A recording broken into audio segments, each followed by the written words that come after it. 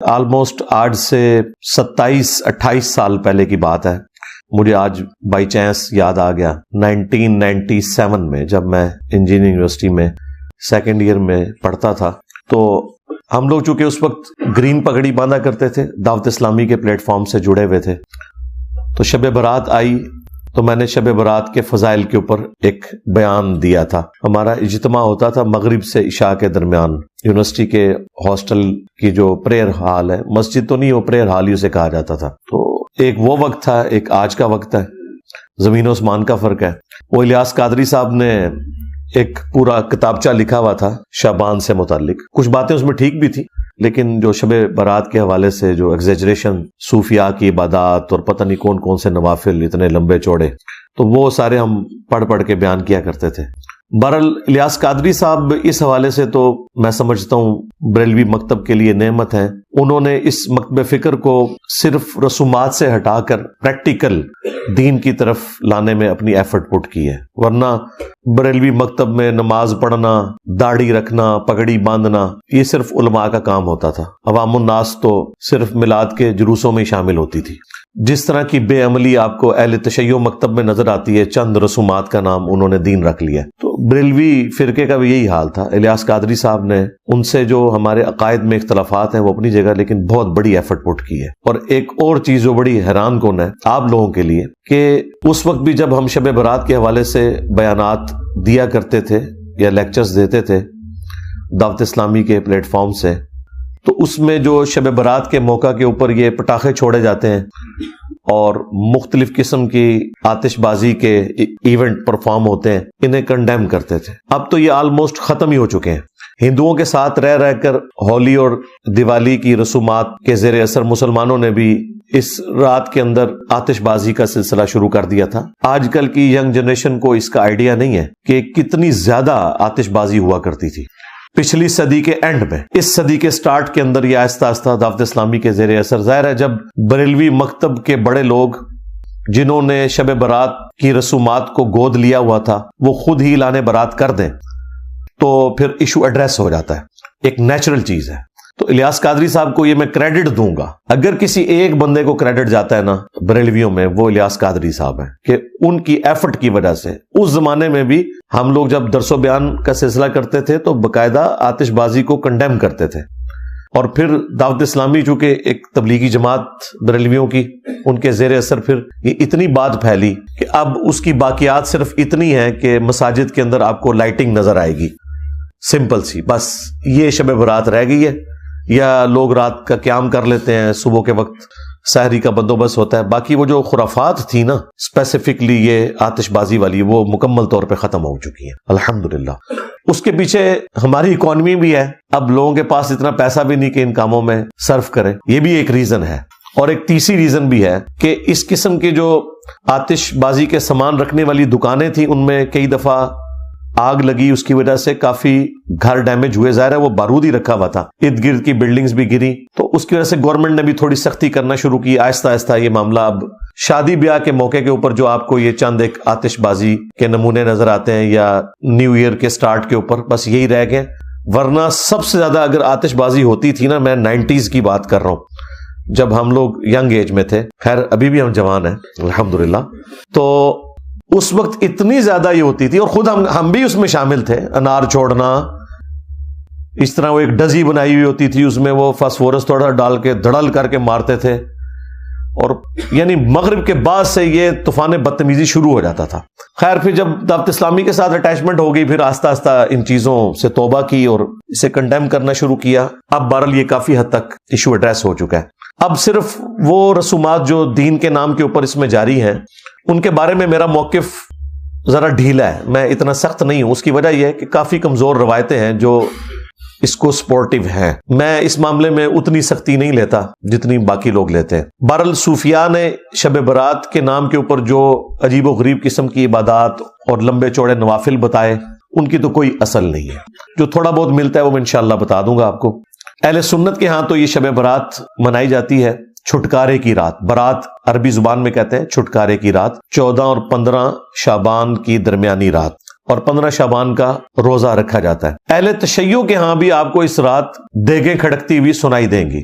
ویسے تو آپ اہل تشیع کی مساجد کے باہر سے گزریں تو تقریباً ہر ہفتے کوئی نہ کوئی دیکھ کھڑک رہی ہوتی ہے، کوئی نہ کوئی ایکٹیویٹی، کبھی کسی امام کی ولادت کا دن آ جاتا ہے، کبھی کسی امام کی شہادت کا دن آ جاتا ہے۔ وہ بس شیطان کے ہتھے چڑھ چکے ہیں، انہوں نے اس قسم کی رسومات کو دین کا نام دے دیا ہے، نہ کوئی نماز کے ساتھ لینا دینا، نہ کوئی روزوں کے ساتھ لینا دینا، بس محرم کے موقع کے اوپر چند ایک ایکٹیویٹیز، ان میں سے بھی اکثر بدعت ہی ہیں جو دین میں داخل کر دی ہیں دین کے نام کے اوپر، اور باقی پورا سال یہ جو مختلف ان کی تاریخیں چلتی رہتی ہیں۔ تو عین اس رات میں بھی وہ ایک ایکٹیویٹی پرفارم کر رہے ہوتے ہیں، اسے وہ شعبانیہ کا نام دیتے ہیں۔ عام لوگوں کو تو ظاہر نہیں پتا، اہل سنت کو بھی نہیں پتا کہ وہ شب برات نہیں منا رہے ہوتے۔ اس رات امام محمد مہدی ابن حسن العسکری، جو ہمارے نزدیک امام مہدی قرب قیامت میں آئیں گے، ان کے نزدیک پیدا ہو کر وہ غیابت میں جا چکے ہیں، ان کی ولادت کی رات ہے، وہ 14 اور 15 کی درمیانی رات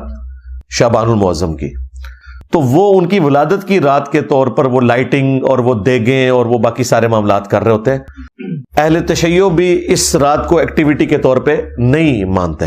اہل تشیع کا بھی جو شب برات یا لیلۃ القدر کے حوالے سے موقف ہے وہ وہی ہے جو اہل علم اہل سنت کا ہے، کہ وہ رمضان المبارک میں وہ رات آتی ہے۔ میں انشاءاللہ اس کے اوپر ڈسکشن بھی کر دوں گا، لیکن یہ میں نے تمہیداً آپ کو بتایا کہ یہ معاشرے کے اندر کیا چل رہا ہے۔ اگر آپ ان صوفیاء کے گروہ سے، جن میں اکثریت بریلویوں کی ہے، دیوبند بھی کسی حد تک اس کے قائل ہیں، سوائے ان چند دیوبندی علماء کے کہ جو اہل حدیث مکتب کے زیر اثر آ گئے، تو وہ ان چیزوں کا انکار کر رہے ہیں۔ اوورآل دیوبندی مکتب بھی ظاہر ہے وہی صوفیزم کی لیگیسی کو لے کے چل رہے ہیں۔ ان کے نزدیک یہ جو رات ہے شب برات، یہ شعبان المعظم کی 14 اور 15 کی درمیانی رات ہے، یعنی 15ویں رات، چونکہ اسلامی کیلنڈر میں رات پہلے آتی ہے دن بعد میں۔ تو ان کے نزدیک یہ رات وہ رات ہے جس میں اللہ تعالیٰ نے قرآن حکیم کو لوح محفوظ سے اتارا آسمان دنیا کے اوپر، اور پھر گریجولی 23 سال کے اندر قرآن حکیم آسمان دنیا سے نیچے نازل ہوا۔ اب ان سے پوچھیں یہ کہاں لکھا ہوا ہے، تو ان کے پاس دلیل کوئی نہیں ہے، اور وہ زبردستی اس کانسیپٹ میں وزن بھرنے کے لیے قرآن حکیم میں سورہ الدخان سورت نمبر 44 پارہ نمبر 25 اس کی ابتدائی جو آیات ہیں ان کا سہارا لیتے ہیں۔ وہ کہتے ہیں قرآن میں اس رات کا ذکر موجود ہے۔ اعوذ باللہ من الشیطان الرجیم، بسم اللہ الرحمن الرحیم، حامیم، حروف مقطعات ہیں، والکتاب المبین، قسم ہے روشن کتاب کی، اس سے مراد قرآن حکیم بھی ہو سکتا ہے اور لوح محفوظ بھی۔ انا انزلناہ فی لیلۃ مبارکہ، بے شک ہم نے اس قرآن کو نازل کیا ایک بابرکت رات میں۔ انا کنا منذرین، بے شک ہم ڈر سنانے والے ہیں، یعنی آخرت کا ڈر سنانے والے ہیں۔ اس کتاب کے ذریعے ہم نے آخرت کی جواب دہی کی آگاہی کروائی انسانیت کو اپنے محبوب صلی اللہ علیہ وآلہ وسلم کے ذریعے۔ فیہا یفرق کل امر حکیم، اور اس مبارک رات میں ہر اہم کام بانٹ دیا جاتا ہے، یعنی فرشتوں میں کام سونپ دیے جاتے ہیں اللہ تعالیٰ کی طرف سے، پورے سال کا ایک شیڈیول دے دیا جاتا ہے۔ امر من عندنا، اور یہ سارے کام ہماری طرف سے ان کے سپرد کیے جاتے ہیں۔ انا کنا مرسلین، اور بے شک ہم ہی فرشتے بھیجتے ہیں۔ رحمتم من ربک، یہ رحمت ہے تیرے رب کی۔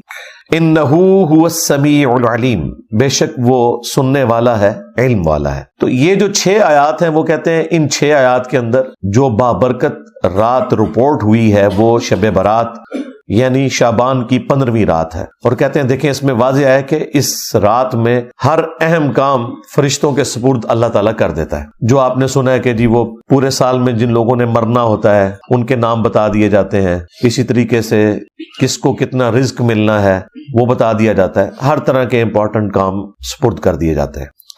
حالانکہ قرآن اگر یہ کہہ رہا ہے نا کہ ہم نے اس قرآن کو ایک بابرکت رات میں نازل کیا، تو پھر سب سے پہلے تو قرآن سے ہی پوچھنا چاہیے کہ وہ بابرکت رات کس مہینے میں آتی ہے، وہ کون سی رات ہے، اور اگر قرآن میں نہ ملے تو پھر صحیح الاسناد احادیث میں۔ لیکن اللہ کا شکر ہے کہ صحیح الاسناد احادیث تک جانے کی نوبت ہی نہیں آتی، قرآن حکیم نے خود بتا دیا ہے کہ قرآن کب نازل ہوا۔ وہ سورۃ البقرہ میں مشہور آیت، شہر رمضان الذی انزل فیہ القرآن، رمضان کا مہینہ ہے وہ جس میں قرآن نازل ہوا۔ ہدل للناس، پوری انسانیت کے لیے یہ ہدایت ہے. کہتے ہیں صرف نیک لوگوں کو ہدایت ملتی ہے، نہیں، قرآن کہہ رہا ہے پوری انسانیت کے لیے. اور وہ جو سورۃ البقرہ کے سٹارٹ میں ہے ہدل للمتقین، اس سے بھی مراد ہے پوری انسانیت. اور پوری انسانیت میں وہ لوگ جو ڈر جائیں اس تصور سے کہ جس رب نے ہمیں ہماری مرضی کے بغیر پیدا کیا وہ قیامت والے دن ہمیں پوچھے گا. متقی سے مراد یہ نہیں ہے کہ کوئی صرف پرہیزگار لوگ مراد ہے، ڈر جانے والے لوگ. ہدل للناس، پوری انسانیت کے لیے ہے یہ ہدایت. وَبَيِّنَاتٍ مِّنَ الْهُدَىٰ وَالْفُرْقَانِ، اور اس میں ہدایت کے روشن دلائل ہیں، اور یہ الفرقان ہے یعنی حق اور باطل میں تمیز کرنے والی کتاب. اور یہ الفرقان کی صفت صحیح بخاری میں ہمارے محبوب امام کائنات سید الاولین والآخرین شفیع المذنبین رحمت للعالمین سیدنا و مولانا امام اعظم محمد رسول اللہ صلی اللہ علیہ وآلہ وسلم کے لیے بھی رپورٹ ہوئی. صحیح بخاری میں حدیث ہے محمد فرق بین الناس، محمد لوگوں میں حق اور باطل میں فرق ہے. قرآن بھی الفرقان ہے، نبی الاسلام بھی الفرقان ہے. بہرحال اس آیت سے آپ کو یہ پتہ چل گیا کہ رمضان المبارک وہ مہینہ ہے جس میں قرآن نازل ہوا. لہٰذا اب اس کو سورہ الدخان کی ابتدائی 6 آیات کے ساتھ جوڑ لیں، جس میں اللہ تعالیٰ نے فرمایا تھا حامیم والکتاب المبین انا انزلناہ فی لیلۃ مبارکۃ انا کنا منذرین، ہم نے اسے بابرکت رات میں نازل کیا اور ہم ڈر سنانے والے ہیں. تو وہ بابرکت رات رمضان المبارک کے اندر ہے. یہ کسی مفتی کا فتویٰ نہیں ہے، کسی صحابی کا فتویٰ نہیں ہے، یہ اللہ تعالیٰ نے خود بتا دیا قرآن کے اندر. لہٰذا اب وہ کہانی تو ختم ہوگی کہ قرآن حکیم جو ہے وہ شعبان کے اندر نازل ہوا ہے. اب چونکہ انہیں پتا تھا کہ قرآن اس کے خلاف ہے، انہوں نے نئی کہانی ایک گھڑی جو میں آپ کو سٹارٹ میں بتا چکا کہ نہیں جی قرآن 2 دفعہ نازل ہوا ہے. ایک دفعہ لوح محفوظ سے آسمان دنیا پہ، وہ ہوا تھا شب برات شعبان کی 15ویں رات، اور دوسری دفعہ جو نازل ہوا آسمان دنیا سے زمین پر وہ کہتے ہیں وہ رمضان میں ہوا. ہم کہتے ہیں لکھا کدھر ہوا ہے؟ کہتے ہیں بزرگوں نے بتایا. یہ تو اتنا بڑا ٹروتھ تھا کہ قرآن میں آنا چاہیے تھا کہ شعبان کا مہینہ ہے وہ جس میں ہم نے قرآن کو نازل کیا لوح محفوظ سے آسمان دنیا پر، اور رمضان کا مہینہ ہے وہ جس میں ہم نے قرآن کو نازل کیا آسمان دنیا سے محمد رسول اللہ صلی اللہ علیہ وآلہ وسلم کے قلب اطہر کے اوپر. لیکن قرآن و سنت بالکل خالی ہے اس سے. پھر اسپیسیفکلی یہ جو رات ہے اس کی شان میں اللہ تعالیٰ نے پوری سورت نازل کر دی ہے. یہ کوئی چھوٹی بات نہیں ہے، ایک رات کے بارے میں پوری سورت قرآن میں نازل ہوئی ہے، اور وہ ہے سورۃ القدر. قدر عربی زبان میں کہتے ہی تقدیر کو ہے، ڈیسٹنی کی رات جس میں تقدیر کے فیصلے ہوتے ہیں. ایک تو سب سے بڑا فیصلہ ہوا یعنی قرآن نازل ہوا. اللہ تعالیٰ کے اس کائنات کے لیے جو بڑے بڑے فیصلے ہیں ان میں سے اگر کوئی ٹاپ آف لسٹ فیصلہ ہو سکتا ہے وہ قرآن کا نزول ہے. انسانیت کے ساتھ آخری دفعہ اللہ تعالیٰ نے اپنے پیغمبر صلی اللہ علیہ وآلہ وسلم کے ذریعے کلام فرمایا. تو اس سورت کا نام ہی سورۃ القدر ہے، یعنی تقدیر والی سورت جس میں ڈیسٹنی تقدیر کے فیصلے ہوتے ہیں. عزت والی رات یہ بھی ترجمہ کیا جا سکتا ہے. یہ سورت نمبر ہے 97. انا انزلناہ فی لیلۃ القدر، بے شک ہم ہی نے اس قرآن کو نازل کیا ایک عزت والی رات میں، ایسی رات جس میں اللہ کی تقدیر کے فیصلے ہوتے ہیں. وہی بات جو سورہ الدخان میں آ چکی، فیہا یفرق کل امر حکیم. یہ قرآن اس رات میں نازل ہوا ہے جس میں ہر اہم کام بانٹ دیا جاتا ہے. یہاں پہ بھی آ گیا کہ یہ ڈیسٹنی تقدیر کی رات ہے جس میں تقدیر کے فیصلے ہوتے ہیں. اللہ کے علم میں تو پہلے سے ہے، فرشتوں کے سپرد ہوتے ہیں. وما ادراک ما لیلۃ القدر، اور تم کیا جانو کہ لیلۃ القدر کی کیا شان ہے. لیلۃ القدر خیر من الف شہر، یہ تو وہ رات ہے لیلۃ القدر جو 1000 مہینوں سے افضل ہے. یعنی اس رات میں عبادت کرنا 1000 مہینوں، آلموسٹ 90 سال کے قریب بنتا ہے یہ عرصہ، اس سے افضل ہے. تنزل الملائکۃ والروح فیہا باذن ربہم من کل امر، اس رات میں فرشتے نازل ہوتے ہیں اور روح قدس یعنی جبرائیل علیہ السلام بھی اس رات میں نازل ہوتے ہیں اپنے رب کی اجازت سے، ہر طرح کا کام لے کر جو اللہ تعالیٰ ان کے سپرد کرتا ہے. سلام، یہ رات سلامتی کی ہے. ہی حتی مطلع الفجر، اور یہ سلامتی رہتی ہے یہاں تک کہ فجر طلوع ہو جائے، یعنی ختم سحری جہاں ہو جاتی ہے اور فجر کا وقت سٹارٹ ہوتا ہے، اس وقت تک یہ پوری کی پوری رات اللہ تعالیٰ کے فیصلے کی ایک اہم ترین رات ہے. اور رات کی ڈیفینیشن اسلام میں ہے غروب آفتاب سے لے کر فجر کا وقت داخل ہونے تک، یہ پوری رات. تو یہ پوری کی پوری رات اللہ تعالیٰ کے فیصلوں کی رات ہے، جس میں فرشتے نازل ہوتے ہیں ہر اہم کام لے کر. یہ جو فضیلت ہے لیلۃ القدر کی، یہ اس رات کے بارے میں ہے جو رمضان مبارک میں ہے. قرآن میں تو بس اتنا ہی آیا کہ یہ رمضان میں ہے، شہر رمضان الذی انزل فیہ القرآن. لیکن پھر نبی علیہ السلام نے اسے بریف کیا. صحیح بخاری اور صحیح مسلم دونوں میں یہ حدیث موجود ہے کہ اللہ کے محبوب صلی اللہ علیہ وآلہ وسلم نے رمضان مبارک کے پہلے 10 دن اعتکاف کیا اور پھر اپنے حجرے مبارک سے سر اقدس کو باہر نکالا اور فرمایا کہ میں نے ان 10 دنوں میں لیلۃ القدر کو نہیں پایا. پھر اگلے 10 دن اعتکاف کیا، پھر آپ صلی اللہ علیہ وآلہ وسلم حجرہ شریف سے باہر نکلے اور فرمایا کہ میں نے ان 10 دنوں میں بھی لیلۃ القدر کو نہیں پایا. اور پھر آپ علیہ السلام نے فرمایا کہ مجھے اللہ تعالیٰ نے بتایا کہ یہ رمضان مبارک کے آخری عشرے، یعنی آخری جو 10 دن ہیں، ان کی طاق راتوں میں سے کوئی رات ہے. 21ویں بھی ہو سکتی ہے، 23ویں بھی، 25ویں بھی، 27ویں بھی اور 29ویں بھی. یعنی یہ آخری جو 5 طاق راتیں ہیں ان میں سے کوئی ایک رات ہے. نبی علیہ السلام کو وحی کے ذریعے بتایا گیا. تو تم اسے رمضان مبارک کے آخری عشرے کی طاق راتوں میں تلاش کرو. تلاش کرنا مطلب یہ نہیں کہ کچھ آپ کو نظر آنا ہے. یہ پبلک میں مشہور کیا ہوا ہے جی سمندر کا پانی شہد سے زیادہ میٹھا ہو جاتا ہے، اور خدا دا نہ آ جائے گوریا نے کدھر سن لیا نا، پہلے تھوڑی مٹی پلید ہوئی ہوئی ہے. اچھا، انہی باتوں کی وجہ سے آج کل کے جو ماڈرن مسلمان ہیں یا ایون نان مسلم جو ہے، وہ ہماری ویڈیوز کو اپریشیٹ کرتے ہیں کہ یار کوئی لاجیکل بندہ آیا ہے جس نے کوئی سینس کے ساتھ بات کی ہے. لیکن ہمارے مسلمانوں میں گھسے ہوئے لوگ اس کو غلط رنگ دیتے ہیں کہ جی انجینئر صاحب ان کے اعلی کار ہیں. کبھی کہتے ہیں یہ کوئی یہود و نصارہ کا ایجنٹ ہے. تو یہ لاجیکل گفتگو ہو رہی ہے. اس سے زیادہ سخت الفاظ میں اہل حدیث مکتب کے لوگ کرتے تھے، لیکن ان کے فرقے سے ان کو نقصان نہیں ہوا. نقصان تو ہوا ہے ہماری دعوت حق سے، جو نبی علیہ السلام کی مبارک دعوت حق ہے، اس لیے انہیں تکلیف ہو رہی ہے. ہمارا تو ایک نعرہ ان کو لے ڈوبا ہے. کون سا؟ میرے نبی سا ہے ہی کوئی نہیں، تیرے بابے تھے شے ہی کوئی نہیں. تو اس کی وجہ سے پھر وہ سارا غصہ میرے اوپر نکالتے ہیں. تو شکر کریں کہ گوروں کو اردو نہیں آتی اور آپ کو انگریزی نہیں آتی. انہوں نے سمندر کے کنارے کھڑے ہو جانا ہے اور انہوں نے آپ کو 5 راتوں کا ڈیٹا نہیں دینا، رمضان کی 30 راتوں کا ڈیٹا دینا ہے کہ جی یہ جناب ہم نے یہ سیمپل لے رہے ہیں تو بتائیں اس میں کون سا شہد سے زیادہ میٹھا ہے. جی درخت سارے سجدے میں گر پڑتے ہیں. انہوں نے کہنا نہیں لے جی ہم نے CCTV کیمرے لگائے ہوئے ہیں. انسان کو تو نیند بھی آ جاتی ہے، اونگ بھی آ جاتی ہے. کتا بھی رات کو سو سکتا ہے، CCTV کیمرہ تو نہیں سوتا. تو کہیں دسو کیوں ہے؟ تو یہ کہانیاں سنانی بند کریں. ایون نبی علیہ السلام کے زمانے میں بھی جب شب قدر آئی ہے نا، صحابہ کو نہیں پتا چلا. آپ کو خواب دکھائی گئی تھی، اور ظاہر ہے نبی کا خواب وہی الہی ہوتا ہے. آپ نے فرمایا کہ وہ رات ایسی رات ہوگی کہ جس صبح میں فجر کی نماز پڑھوں گا تو میرے ماتھے پر کیچڑ کا نشان ہوگا. صحابہ کرام کہتے ہیں وہ 21ویں رات جب فجر کے وقت نبی علیہ السلام نے نماز پڑھائی تو اس رات کافی بارش ہوئی تھی، مسجد نبوی کا چھت ٹپک رہا تھا، اور چونکہ آپ نیکڈ زمین کے اوپر ہی نماز پڑھا کرتے تھے، تو جب آپ نماز کے بعد ہماری طرف متوجہ ہوئے تو ہم نے کیچڑ کا نشان آپ کے ماتھے پہ دیکھا. تو ہم نے کہا اچھا یہ رات تھی. یار اگر صحابہ کا یہ سٹیٹس ہے کہ انہیں صبح پتہ چلتا ہے، تو یہ جو کہانیاں کرواتے ہیں کہ جی وہ رات کو ہمیں پتہ چل جائے گا، یہ نشانی ظاہر ہوگی، کوئی نشانی نہیں ظاہر ہوگی بھائی. اور یہ فکس بھی نہیں ہے، یہ بھی ذہن میں رکھیے گا.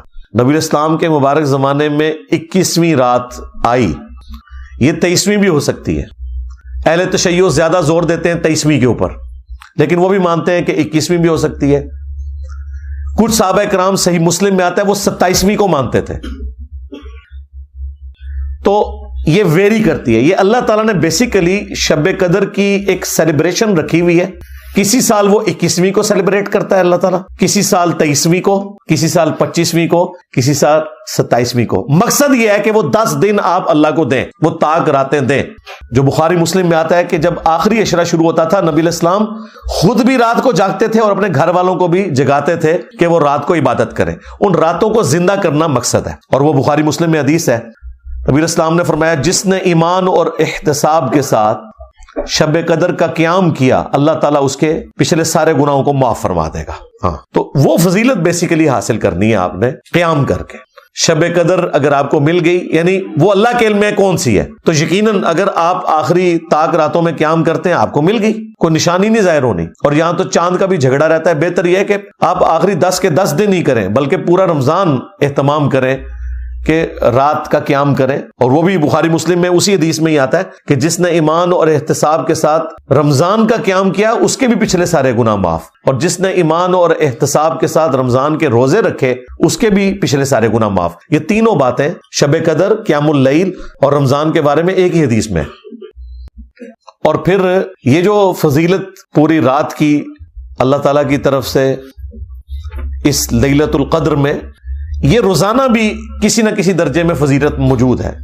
وہ صحیح بخاری اور صحیح مسلم دونوں میں حدیث ہے کہ اللہ تعالیٰ روزانہ آخری تہائی رات جب رہ جاتی ہے نا، یعنی رات سٹارٹ ہوتی ہے غروب آفتاب سے لے کر فجر کا وقت شروع ہونے تک، یہ اگر 6 گھنٹے بنتے ہیں نا تو اس کو آپ 3 پہ ڈیوائیڈ کریں تو آخری 2 گھنٹے ہیں نا، ایک تہائی رات آخری جو رہ جاتی ہے اس میں اللہ تعالیٰ آسمان دنیا پر روزانہ نزول فرماتا ہے جیسا کہ اس کی شان کے لائق ہے، اور کہتا ہے کہ ہے کوئی مجھ سے بخشش مانگنے والا میں اسے بخش دوں، ہے کوئی مجھ سے سوال کرنے والا میں اسے عطا کروں۔ اور اللہ تعالیٰ کی طرف سے یہ مسلسل ندا آتی ہے یہاں تک کہ فجر کا وقت داخل ہو جائے، یہ روزانہ کے لیے۔ اچھا، اس میں بعض لوگ پوچھتے ہیں کہ جی وہ رات کی ٹائمنگ تو پوری دنیا میں مختلف ہے، اس طریقے سے شب قدر بھی، بھائی آپ اپنے علاقے کو فالو کریں گے، یہ ساری چیزیں سمبولک ہیں، یہ فزیکل چیزیں نہیں ہیں، یہ ذہن میں رکھیے گا۔ لہٰذا یہ کہنا کہ جی آخری تہائی رات پاکستان میں تو اس وقت ہوتی ہے تو 2 گھنٹے کا فرق تو سعودیہ کے ساتھ ہے، کیونکہ ہم GMT+5 میں ہیں اور وہ GMT+3 کے اندر ہیں، اور پھر طاق اور جفت کا بھی فرق آ جاتا ہے اگر آپ لیلۃ القدر کی بات کریں۔ ان چکروں میں آپ نے نہیں پڑھنا، ان کا کوئی لینا دینا نہیں اس کے ساتھ، کیونکہ یہ ساری کی ساری چیزیں اللہ تعالیٰ کے ڈیوائن پلان کا حصہ ہے، اس کا فزیکل ورلڈ سے کوئی تعلق نہیں ہے سوائے اس کے کہ ہم نے رسپانس کرنا ہے۔ باقی اللہ تعالیٰ آسمان دنیا پر نزول فرماتا ہے، اس کی کوئی تمثیل بیان کر سکتا ہے؟ مجھے بتائیں۔ لیس کمثلہ شیء وہو السمیع البصیر، اللہ کے مثل کوئی شے نہیں ہے اور وہ سننے والا دیکھنے والا ہے، اس کی مثال تو کوئی نہیں بیان کر سکتا۔ اس کے جو اصل معنی ہے وہ اللہ کے علم میں، ہمارے لیے یہ ہے کہ وہ دعاؤں کی قبولیت کا وقت ہے، دیٹس آل۔